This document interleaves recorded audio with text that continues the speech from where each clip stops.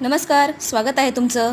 तर आज आपण सँडविच बनवूया. सँडविच बनवण्यासाठी शिमला मिरची, टोमॅटो, बीट, कांदा आणि काकडी बारीक चिरून घेतलेली आहे. एका बाउलमध्ये या सर्व भाज्या आपल्याला घालायच्या आहेत.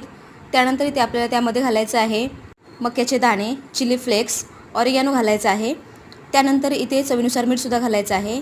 एक चमचा मेयोनेज घालून हे सर्व जिन्नस आपल्याला एकजीव करून घ्यायचे आहेत.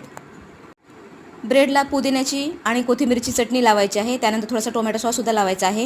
ही बनवलेली स्टफिंग आपल्याला ब्रेडवरती घालायची आहे. त्यानंतर इथे चीज आपल्याला किसून घालायचं आहे. पनीर असेल तर पनीरसुद्धा घालू शकता. मी इथे पनीरसुद्धा घातलेलं आहे किसून. चाट मसाला घालायचा आहे. त्यानंतर दुसऱ्या एका ब्रेडने आपल्याला हे सर्व कव्हर करून घ्यायचं आहे. सँडविच टोस्टरला बटर किंवा तेल लावून आपल्याला दोन्ही बाजूने सँडविच खरपूस असं भाजून घ्यायचं आहे. अगदी 5 मिनिटात तयार होतं हे सँडविच. तुम्हीसुद्धा नक्की बनवा. कशी वाटली तुम्हाला ही रेसिपी मला नक्की सांगा. व्हिडिओ आवडल्यास व्हिडिओला लाईक करा, शेअर करा, सबस्क्राईब करा. धन्यवाद.